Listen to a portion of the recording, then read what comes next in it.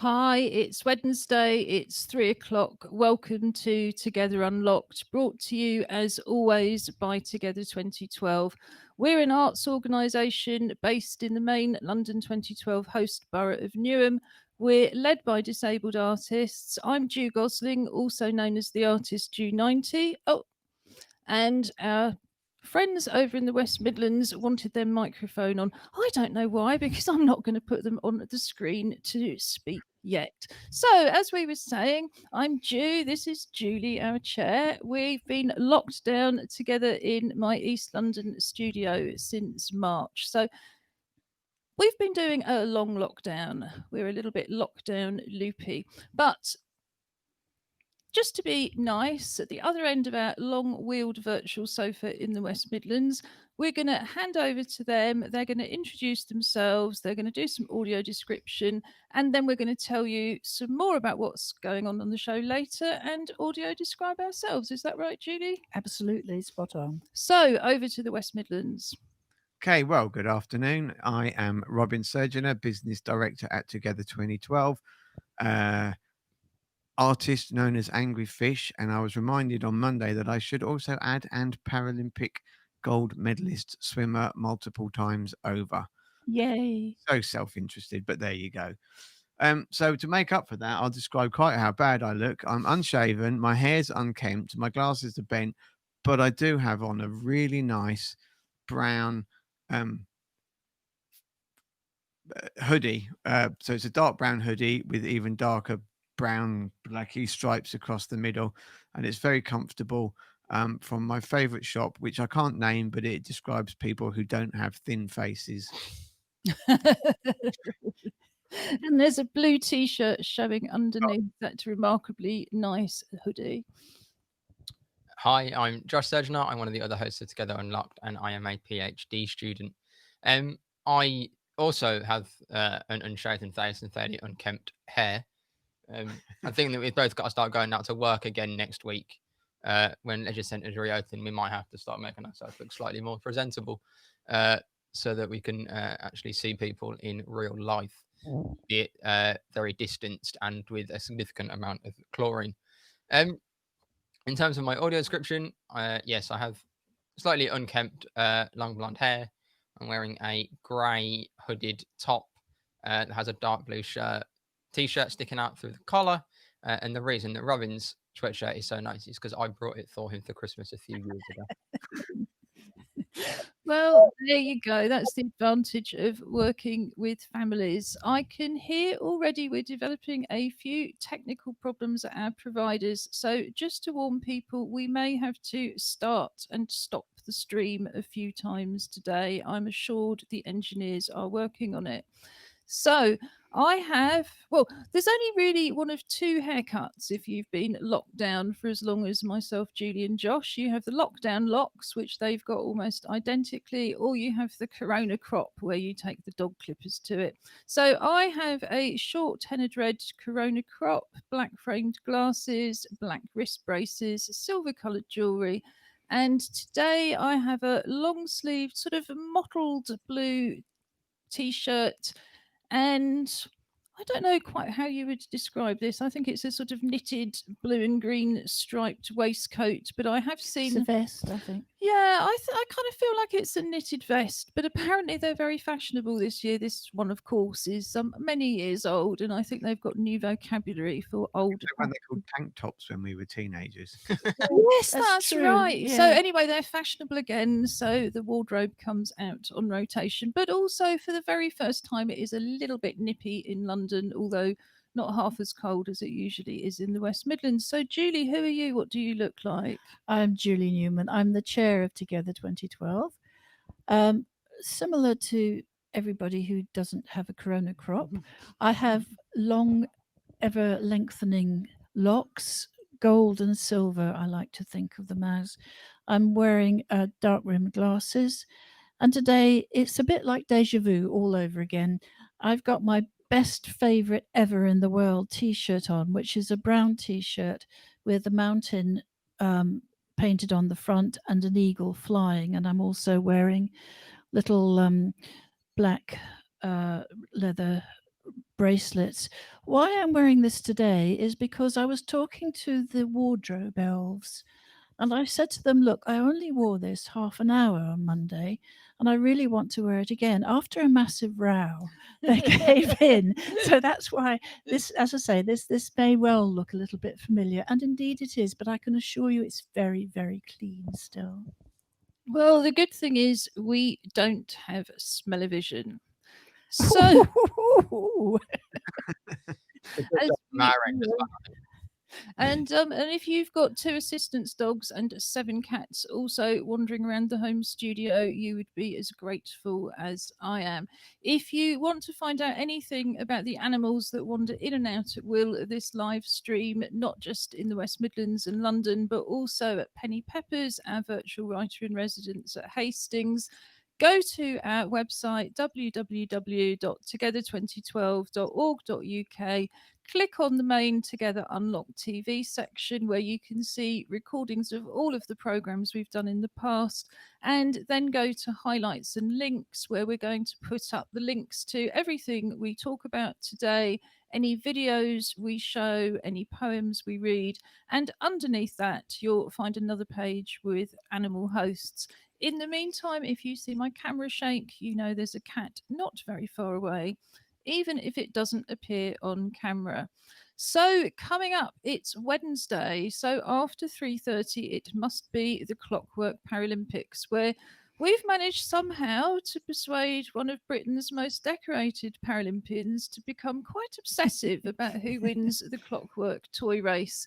And then one of our teddy bears gets to wear a medal. We have the teddy bears because ever since we started in March, we've been promoting and supporting the International Teddy Bear Hunt. So you will see bears pop up on TVs all over the world, which is there for children who aren't able to go out to still be able to take part in the bear hunt. We have just one plastic gold medal in this house, but the Surgeoners, including Josh and his sister, also have medals. So we rotate teddy bears and they tend to rotate medals. Before that, we're going to hear poems from this morning's Pop Up Poetry Club. We will have our usual virtual nature watch with assistance dog Merlot, who's apparently taking a very muddy walk for us in Norfolk today. And of course, we will be telling you about our Together 2020 Disability History Month Festival, of which I've worked out at this day in week 3, we are exactly halfway through the festival. So, first of all, everybody, last night we had the launch of I Am Tony by Act Up Newham in association with Los Inseparables in Chile. You were watching on YouTube, Julie. We were working on it. How did you enjoy it? Oh, I loved it. I thought it was an amazing piece of work for many reasons, actually. One was the length of time it took to actually get everything done and produced. The other is because you had 2 groups of people talking to each other in languages that neither at that time understood. I just thought it was an amazing piece of partnership working. Plus, I loved the messages that were coming across, which was anti-violence, anti-hate crime. It was very, very positive imagery about disabled people. I thought it was powerful. I thought it was well produced, particularly well produced, given that you've got 2 groups of people in 2 countries. But also, it was something that captured my interest, and it also inspired me, to think about work in perhaps a slightly different way, not quite so sort of like straightforward, but there are sideways means of coming to a matter like that. Yes, I mean, I think one of the things Act Up Newham do really well, and it's because they are an inclusive theatre company with people from all sorts of different impairment groups and none, is they've put a huge amount of thought into how they create productions, because it has to be imaginative and creative to be able to do it at all. I mean, Hannah Facey, who effectively coordinates the company, there's not really a word for Hannah because she's not the director or the producer or the company manager, but she does parts and more of all of those roles. And Hannah has studied this kind of theatre making at postgrad level.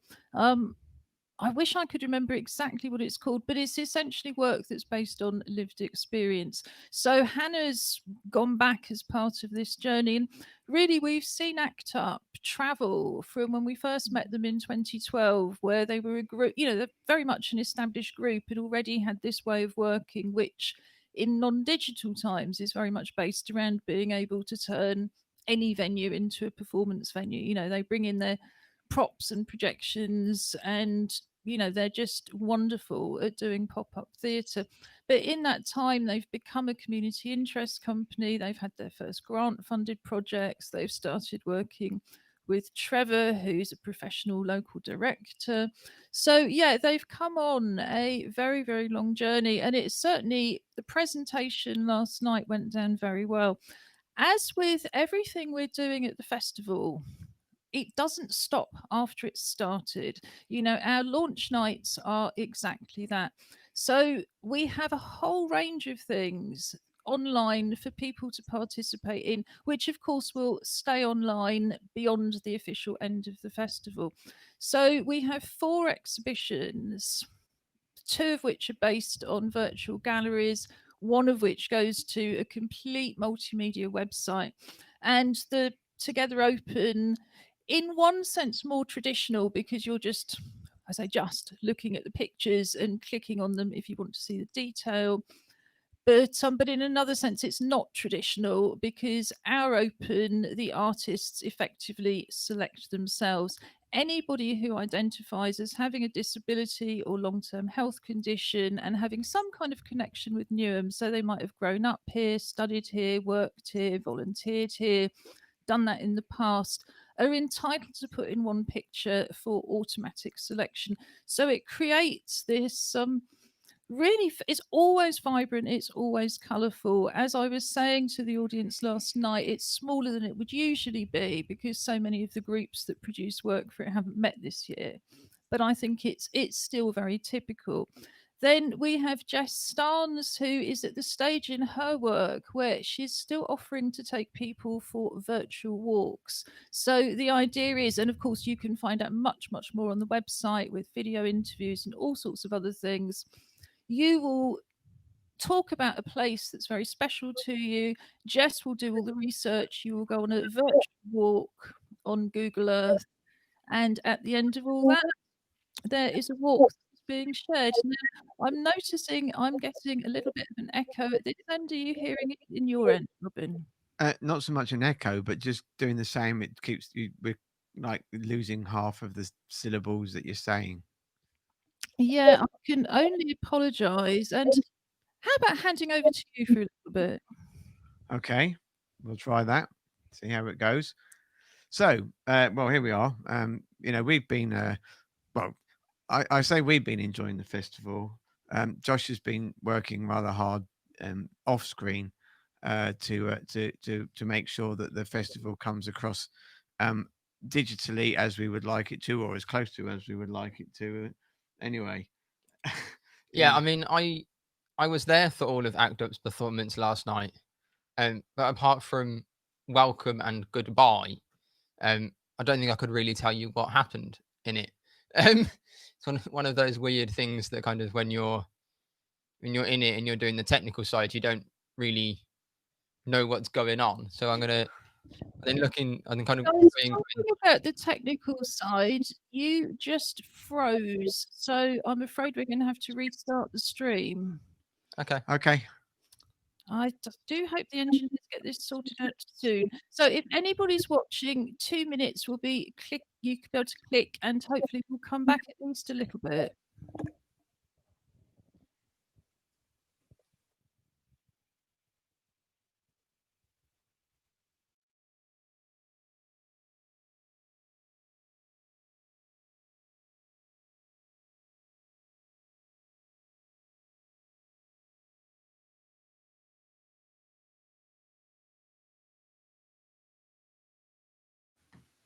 Okay, just in case it is still running, we will continue talking. Because according to our machine, we are still in the stream, which could be quite bizarre.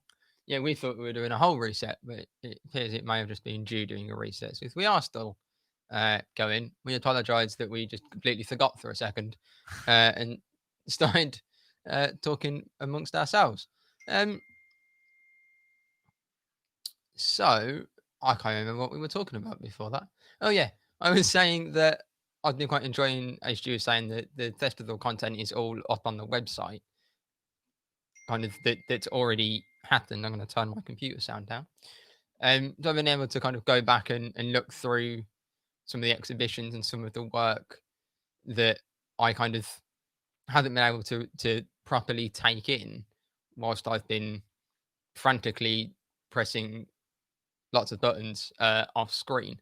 If anyone has been watching it, you may the occasional kind of ethereal voice that pops in to say it's coming or 1 second, that's me, because the technology isn't doing quite what I'd like it to do, and doing strange things to make it more difficult for me to run the festival. But that being said, I think that it is going really well, and you can catch up if you have missed anything, or indeed you want to revisit it because it is such a joyous collection of activities and art and performance that it's well worth going back to just see quite what you enjoyed again. And we are rejoined now, hopefully, by Ju and Julie. Yes, I'm amazed that you didn't go out as well because we clearly didn't stop the stream properly. So we've still got exactly the same problems. So if you can log out, my apologies, everybody. We're going to go for a proper restart. Okay. Oh, it's so strange because we Hi, don't. I hope that if anybody's managed to click back on again, I'm just going to keep chatting for a couple of minutes because I know that if you're watching this on YouTube, you will just have a black stream and you will have to keep clicking a few times until we've restarted. Apologies, we have no idea why our provider are having these problems. I think we'll try and persist even if we have to restart again. But perhaps not too many times because we're not sure how many times the audience can bear to restart, or indeed if anybody wants to watch a recorded show beset with sound problems. So let's get to some of the most important things before the gremlins come back. This morning was our Together Pop-Up Poetry Club, which is a phone-based group. We phone you and pay for the calls. People share poems, write poems, and then share those. And we read them out on the stream. It's particularly relevant this week because tomorrow night, for the first time, I think in 2 or 3 years, it's the return of the Together Pop-Up Poetry Cafe. The Together Pop-Up Poetry Cafe was a monthly evening event. We had subsidy from People's Health Trust and we ran it in about 2 years in total as a regular event at different community cafes. Once the funding ran out, we don't like to do things that people can only afford to do if they've got money. So we haven't been running the cafe, but digitally, of course, everybody is equal because you bring your own food and drink. So we've got together with the very wonderful and long known national organisation, Survivors Poetry. And Survivors Poetry have spread the word out, and we're going to be joined by some of their most active members. Now, just bear with me a second. I'm just going to put our pen and typist on mute. That's done that because we just had a little bit of keyboard noise coming through. But I'm really glad to say that our captioner has been able to rejoin us. Like I say, do bear with us because we may have to stop and restart the stream again. So, Julie, you're an active member of the Pop-Up Poetry Club. What was this morning's theme? Music that had some sort of relevance to each one of us. And would you like to start with your poem? And that will give the rest of us a chance to find the others. Okie dokie. I can do that. This is because it has relevance to each one of us. This is actually based on lived experience, as they say. It's called The Night the Music Died. The walls echo with music, keeping me awake. Thud, thud, thud. The walls now shake. No sleep for me this dark night. The curtains closed. No light shines through. as my head starts to bang with the sound breaking through, crash, clang. What music is this that thuds with heavy beat? The windows shake, no other sound in the street, just the car alarms screaming in the discord, now becoming a chorus that roared in the otherwise silent night. Sleep does not come to drown out the thud of the drum, drum. As I struggle to hear a tune within the sound, no melody stirs. No words save the bay of the hound awoken complaining from the house up the road, and the beat still went on. Unstoppable it flowed from the house full of light, full of sound, as the laughter and shouting hit the ground. The lights in the windows come on one by one, nobody impressed at the shouty loud song, and I wait to hear the rowdy sounds die down. Some pause, some release from the noise now grown, filling my world as the neighbours awake. They too wait for something to break. But without warning, a chorus of song, loudly shouted all together as one. No tune yet disclosed, just noise filled the night. Then silence, blissful quiet, not a sound to blight the early hours. All paused, ready to hide, but quiet reigned, sleep beckoned, and the music died. Yes, I have a kind of feeling that's probably written more about my neighbours than yours, although goodness knows yours also have quite a reputation. But let's just say Bulgarians like loud music and leave my neighbourhood parties at that. So, very well, not quickly, but I shall take advantage of the fact that we haven't had a technical problem quite yet. And this is Dawn Barber, the music flowing. Music, music, how I love to listen. You show me a new path to my life as you flow over me like the waves of the sea, making me happy. Lisa Stansfield, Kylie, and much, much more. You bring me to a big door of light. Beat, beat, hurling my feet. Please keep flowing over me. Thank you, Dawn. That was great. And finally, from London, this is Taylor Henville, who's also one of our volunteers. And this is on music. On music, I don't know what to say. It's just there every day. It soothes and calms, it sizzles and sparks, rumbles and crackles, it punctures the dark, and plucks a tune on your heartstrings. Melodic, atmospheric, it's soul, electric.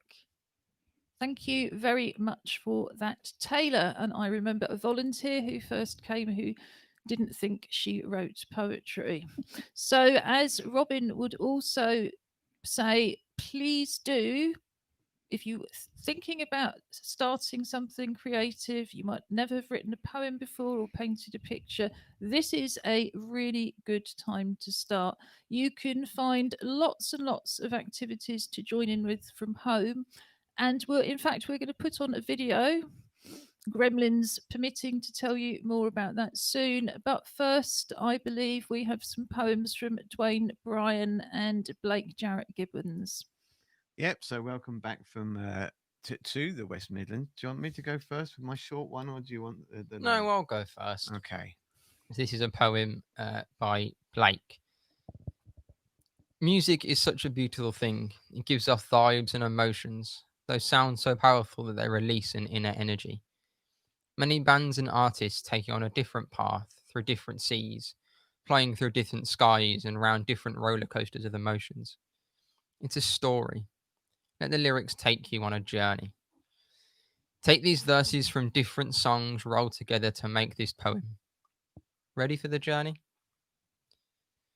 What can I do to make you love me? What can I do to make you care? What can I do to make you feel this? What can I do to get you there? There's only so much I can take, and I just got to let it go.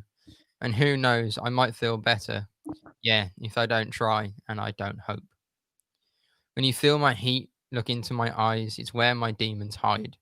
It's where my demons hide. Don't get too close, it's dark inside. It's where my demons hide. It's where my demons hide. Hit the road where it forks down. Made good decisions. Start from the gutter. You know it. Big city lives.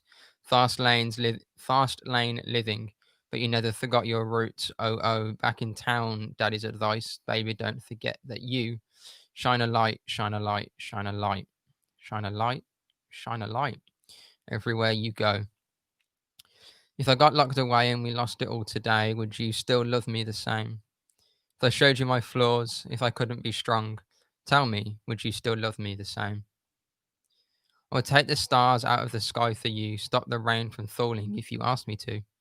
I'd do anything for you, your wish is my command. I could even move the mountain when your hand is in my hand. Words cannot express how much you mean to me. There must be some other way to make you see. If it takes my heart and soul, you know I'd pay the price. Feeling my way through the darkness, guided by a beating heart, I can't tell where the journey will end, but I know where it will start. They tell me I'm too young to understand, they say I'm caught up in a dream. My life will pass me by if I don't open up my eyes. Well, that's fine by me. I saw the signs and I ignored it, rose-colored glasses all distorted. Set fire to my purpose and I let it burn. You got off on the hurting. When it wasn't yours, yeah, would always go into it blindly. I needed to lose you to find me. This dancing was killing me softly. I needed to hate you to love me. This journey is nearing its end. Fancy another journey. Go on, go on, go and put the music on. Well, if you're still watching, Blake, thank you very much indeed for that. And what I heard in that was so much more beat and so much more music than Blake's more, well, not more usual poems, but that was, yeah, I could really feel the music in that. That was beautifully read. Thank you, Josh. There are the list of songs that Blake used as well, if you would like those. Well, let's, and I think as we're losing time with the gremlins, let's pop those up on the highlights and links page for people to explore. So, just finally, before we move on to Merlot and his nature watch, let's have Dwayne Bryan's poem. Okay, so I'm reading this on behalf of Dwayne with my croaky voice. This is called Hit It Up Selector. Waving farewell before my end, the last farewell. Before I'm totally gone, my last farewell. My final song, the last moment in my life. Farewell, my people. Farewell, my life. Farewell, my children. Farewell, my wife. Going deeper and deeper under the sea, suffocating water in my mouth. Going deeper under the water until I certainly black out. Well, I can't imagine you had a happy morning if that was Dwayne's response. But we did. I mean, it. I just think it indicates the diversity of response, and I think Dwayne was happy. He wasn't a miserable boy this morning, but generally speaking, as usual, the group opens with "Hello, it's poetry, hooray!" which is a lovely way to start a club, I think. But I think also it's important to acknowledge that, you know, however many days into this lockdown or however many months, if you've been shielding like so many of us have, you know, things are difficult and poetry is a really good way of expressing that. And maybe that's the way to feel a lot more cheerful, is to write quite a miserable, dark poem. So another thing we do to cheer ourselves up on a Wednesday is we get one of the assistance dogs to take us for a virtual walk somewhere that we either couldn't access anyway or simply can't get out to because of COVID. We started this series, and no doubt we'll have some again, with a whole bunch of films of my backyard, which, because it's tiny, was not really possible to achieve social distancing from the partying neighbours. So Julie couldn't even go out into the backyard for a very long time. But Merlot, as the assistance dog of Steraplergia from ACT UP Newham, is currently with them in Norfolk from where they were broadcasting last night for I Am Tony. So he's gone for quite a muddy walk yesterday, and he's going to share that with us, which we believe is also known as slow TV. But there's nothing very slow about Merlot, and Julie's going to do some audio description. So we start off with Merlot's head, looking from left to right, going down a field with a tree on the left, lots of greenness. I think it's grass and weeds and vegetables. Oh my goodness, he's gone straight over to a ploughed field, which does look very muddy. Now he's turned around. He's looking towards the path, but he's actually quite determinedly progressing down a very muddy ploughed field.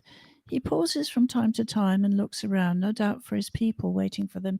Oh my goodness, and here is a big puddle. Somehow or other, he's managed to avoid that and is trotting at speed down the path, going past the field towards the gate. And he's paused. His little head is appearing as he's looking around, obviously deciding which is the muddiest way forward. He's a Labrador, so he doesn't seem to mind the wet and damp. Now his people have come along, and he's trotting along beside them. He's clearly very, very happy. And every so often he shakes his head so that the camera goes all over the place.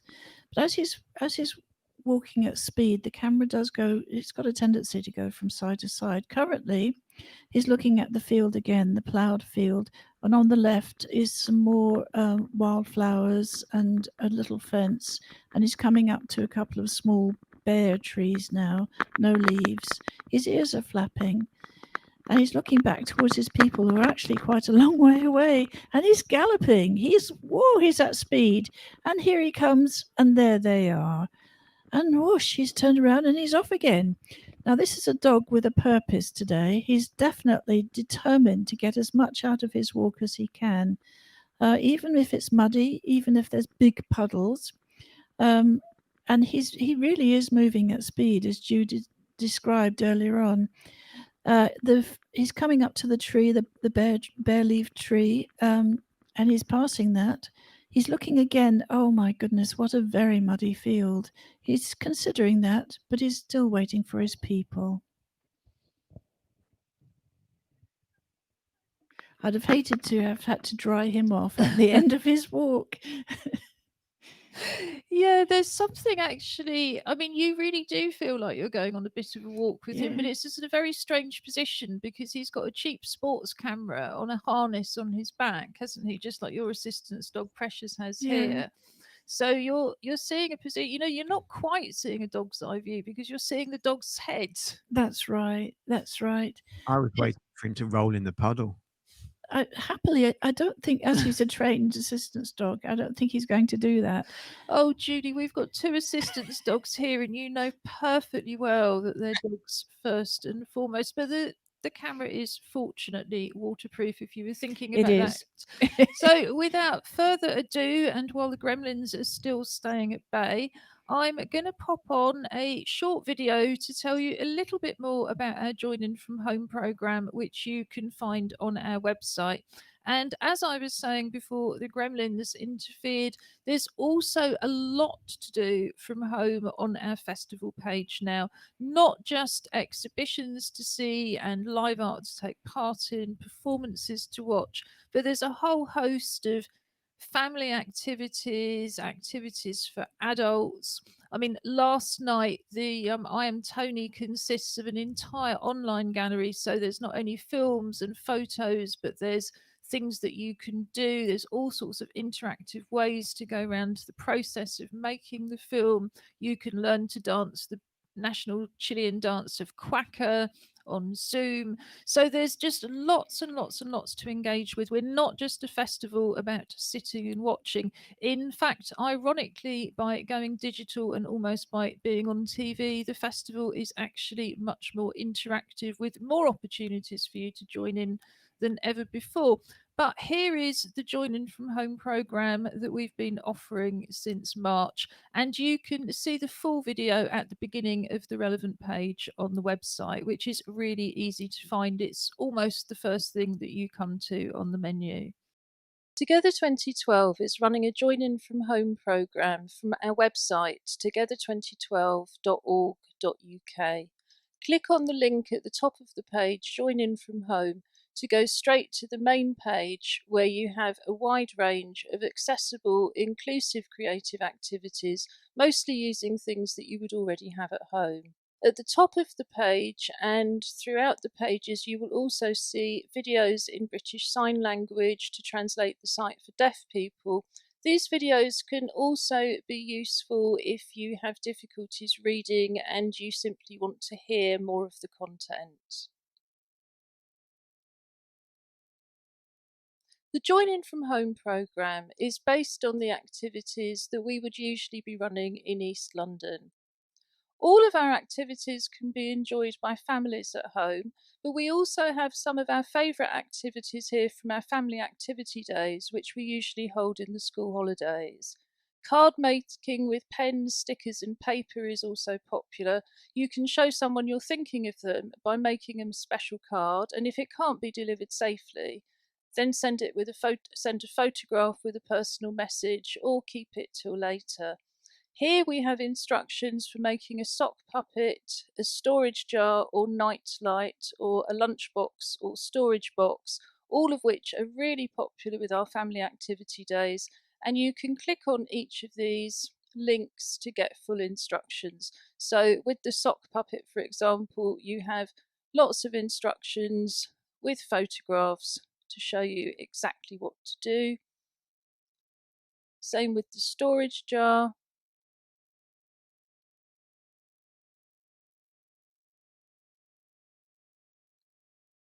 And same with the lunchbox or storage box. And you can see how effective it is just to use very, very simple techniques. Everyone is completely unique. The Pop-Up Poetry Club meets on a Wednesday morning. We also run regular poetry projects and poetry cafes. We're inviting you to write or sign a poem on the theme of Together and send it to us to share on social media. We're also going to be publishing an anthology of the Together poems in November, and everybody who contributes will get a copy of the physical book. And indeed, that book will be out very, very shortly. It's going to be published and celebrated as part of our end of festival party on the 10th of December, when we're also going to be celebrating the open exhibition. Coming up, we have 2 events during the film festival celebrating exhibitions with Justin Edgar and also the Shadow Light artists, and lots more, which we will tell you far more about on Monday. But now, finally, and fingers crossed without problems with the programme freezing, we're going to have our Clockwork Paralympics. So traditionally, I film this race and the Surgeoners choose a competitor. This is our bear today, whose name is Oscar. I think you just made that up. Audio describe your bear then. Sorry. Oh yeah, sorry. So this is Oscar. Definitely. Because he looks very much like a character that I think Oscar Wilde would devise if he was devising teddy bear characters. He is the Lady Bracknell of teddy bears, is Oscar. For any of you. Don't even go there, any of you. So we have a small brown bear in a red top, which has got Norwich Teddy embroidered in yellow, and his name is Ned. I just want you to let you know in the West Midlands that we're having problems with your picture. So I think the gremlins are about again. So very, very quickly, let's pop on the Paralympics and get Josh to do some audio description. We're going for the left hand.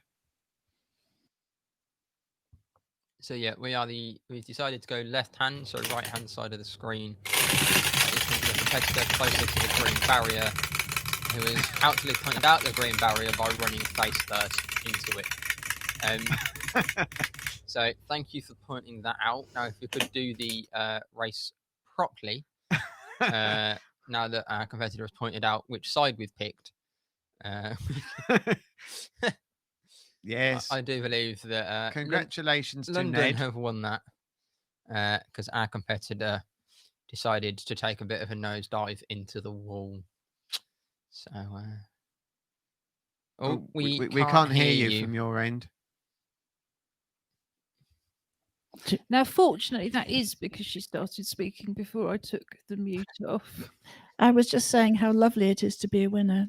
Dum-de-dum. You see, this is the attitude you have to have. Unless you want to win a race of clockwork chickens, you're not going to win gold medals, which is why, No. as Julie says, this is why we have a house with one plastic medal and a lot of teddies, and they have not so many teddies, but lots of medals. But now, fortunately, as the gremlins are upon us, it's time to hand over to Josh for his weekly report into virtual sports, gaming, and all things related. And as always, you will find all of this information in the highlights and links page by about 5 o'clock this evening. So we'll go with sport first. And the first one is kind of linking into us being Birmingham 2022 in our clockwork competition. The Commonwealth Games Federation, I believe, have just signed a new, I call it a cooperation agreement with the International Paralympic Committee, which I think is a very kind of technical way of saying they're just going to work together. But what it essentially means is it'll integrate a lot more of the kind of branding and campaigns around parasport at the Commonwealth Games. But there's also an agreement to kind of work together on the sporting side, but also the non-sporting side, and to kind of support and push the UN Convention on Disability Rights and things like that. So it's kind of a really interesting deal. It's fairly new, and I think it was signed either today or yesterday. For the starting of the Commonwealth Games kind of virtual assembly, which I think starts at some point this week. And it's quite interesting. The Birmingham 2022 is going to have 8 para sports in it as part of the Commonwealth Games. So it'll be really interesting and kind of really exciting to see what that partnership brings about. The Commonwealth Games are kind of quite unique in that it has parasport within the kind of main competition, which works for the Commonwealth Games. I don't think it would work in any other setting, but it'll be quite interesting to kind of see how that develops and how it helps kind of boost the image of parasport. I know in 2018, it really helped with the kind of visibility, especially as they weren't the parasport wasn't planned as a separate program. I know certainly for the swimming, it was, the 4 able-bodied swimming races that are in that program, then the para race, then some more able-bodied race, and it wasn't like, oh, let's get all the able-bodied stuff, and then we'll just chuck all the disabled lads in at the end to have a splash about. They were within that main program, so it got the visibility, of the full stadium. And I think what also made me think, listening to you, oh dear, my sound's cutting out again, so perhaps I shouldn't go there. But actually, there's lots of Olympic athletes and Commonwealth athletes with disabilities, with health conditions. And I think something that's more inclusive of the para athletes also makes those athletes who might have dyslexia or diabetes or a whole range of other things that don't qualify them as para athletes. And it's always very hidden, isn't it? They almost have to pretend that they don't have a single kind of health condition in order to compete. So I just feel like an inclusive games is going to get the best out of all sorts of athletes. Yeah, I mean, I know, for example, I do know of athletes who were only much later their issues became apparent. I don't really know the exact history of Steve Redgrave and his diabetes, but it was kind of very helpful that I think to a lot of people that he then was able to talk about it and then show he was still it didn't affect him. It affects him, but it didn't stop him from competing at a level that he wished to attain. Well, that's right. And I think sometimes the attitude, even if it's an attitude towards other people, can really impact on you. So, I think an inclusive games is good for every athlete and certainly every audience member. Yeah, and there are other kind of athletes that have kind of not impairments that don't qualify them, or kind of conditions that don't qualify them for the Paralympics, because it's a specific set of criteria. But kind of similar to Steve Redgrave, there's a English swimmer called Siobhan Marie O'Connor, who's an Olympic silver medalist and world medalist, who has Crohn's disease and is a kind of big advocate for Crohn's, and has done loads of work to make it much more visible, and kind of, that she doesn't hide it, and it's, obviously it comes with its own set of kind of challenges, and she's done a really good job of making people not kind of embarrassed, I guess, to talk about what they're struggling with. So that's similar to kind of what you're saying about Steve Redgrave. And I think even on a practical level, if by having para athletes it makes you put in more accessible bathrooms, then the non-para athletes who nonetheless still need an accessible bathroom, whether it's to inject or to change a bag, it's just much better for them. Yeah, I mean, as always, unsurprisingly, we're an inclusive organisation. We believe inclusion is always best. So what else is happening, Josh? So the other thing on sport was a documentary called One Shot, which I think was actually from a few years ago, but it's kind of popped back up in the cycle of the internet. And it's kind of 27 minutes. I think it's just shy of half hour. And it's a documentary on photography and photographers at the Olympics. So it was filmed in Rio, around the whole kind of setup and the technology and how that's changed. They said they were talking to the kind of the chief photographer or chief photo officer for the Lake Placid Olympics in 1980. And they said, a black and white image, they do it, put it in a bag, send it, it'd be frozen. It was kind of 8 minutes to get a black and white image. And he said now that each photographer does, 3,500 photos a day. And they said at Rio, there's about 100 cameras on the start finish line in the Olympic Stadium. Every single one of them was hard cabled in. And it was something like they processed 1.5 million photos a day. It was just a team of editors that just got every photo taken. And it's really, I'm about 10 minutes in, but it's really interesting about all the technology and how it's changed and how they plan where they're going to be and what they want. And it's really interesting. Because you were involved in the Olympic. We've got sound problems again. I was going to say you were involved in the Olympic Park and therefore the media centre, but I think we'll listen to Josh because of our sound. Is it? If it's no? Okay. I can hear you. Okay. No, but I can already hear that we're cutting out. So. Okay.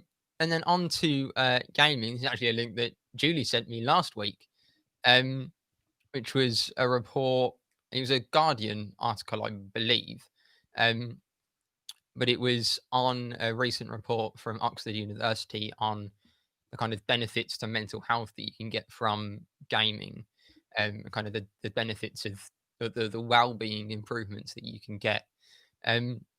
It's a very small study. It only looked at kind of two computer games, and it was one of the first studies that used actual recorded playing time.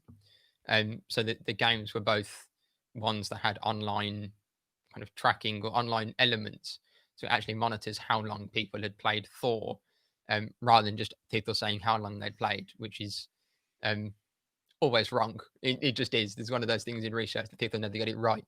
But it was really interesting to kind of see, for some research to actually show the benefits of gaming, because it's always portrayed negatively, I think, a lot of the time, with gaming addiction, and gaming makes people violent, and it's, whilst that may be the case for some people, I've been playing computer games for a very long time, and playing lots of what would be considered violent computer games where you kind of run around and shoot people and stuff like that, and it's never once caused any violence. I'm not going to suddenly go out and start stealing cars because I've played Grand Theft Auto. So it'll be interesting to kind of get more research into it and see what that effect, what the potential benefits are across the genre with kind of wider games and games that maybe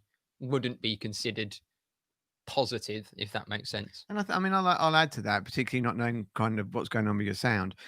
Is that it really does make sense. I mean, I think that, you know, the how do I put it? The boring people will go with who want to not like video games, who want to see it's this some kind of, you know, teenage terrible, like, mind melting thing, but Scrabble's okay.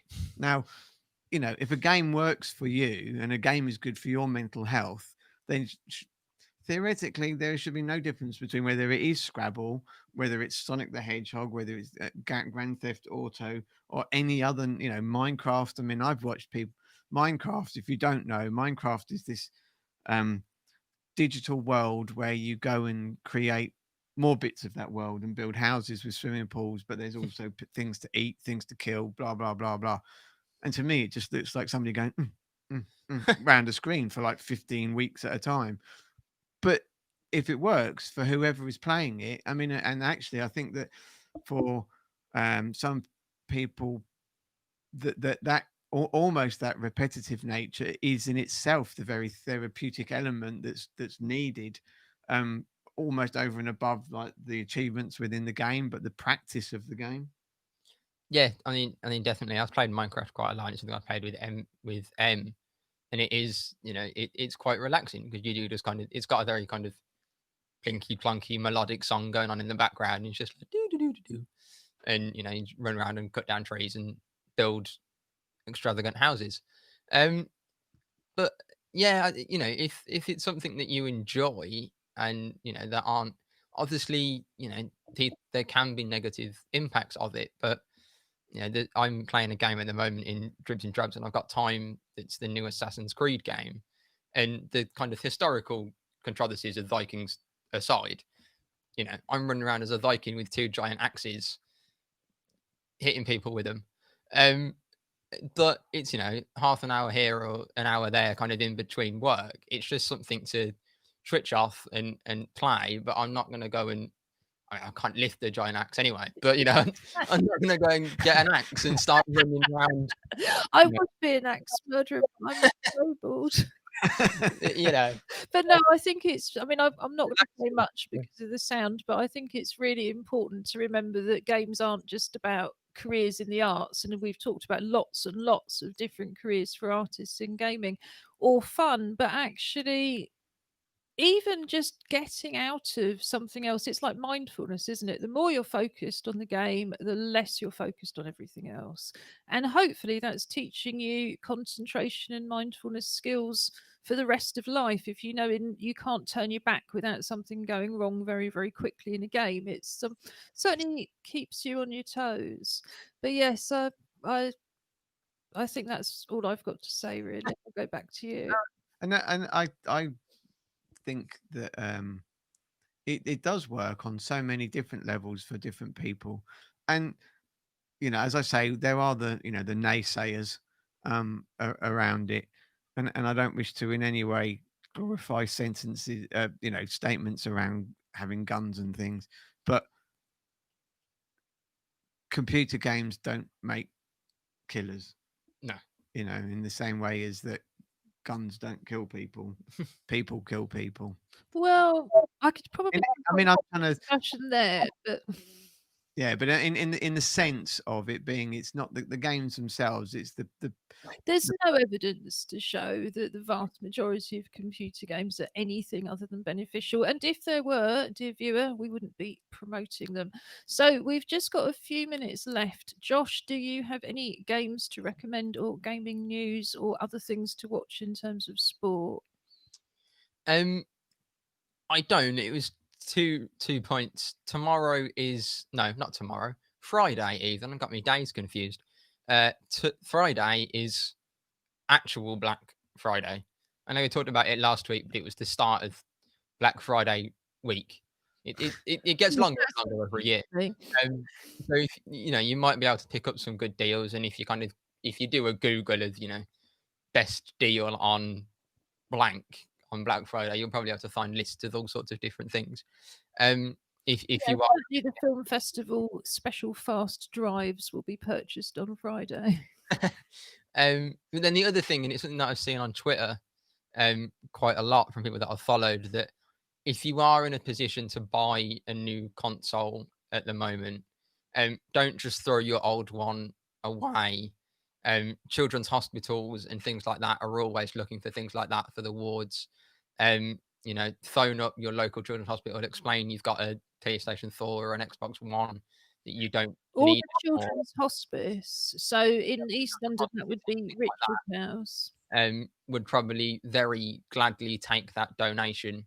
And then you don't just kind of throw it away or just leave it in the back of the cupboard for 6 years until you move house and then get rid of it.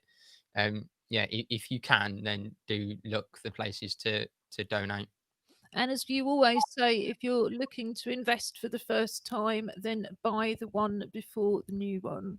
That's going to be much, much cheaper and everything you will need to start off with. Yeah, to us, yes. Yeah, we'll stick with that because it's very much approaching towards time to say goodbye.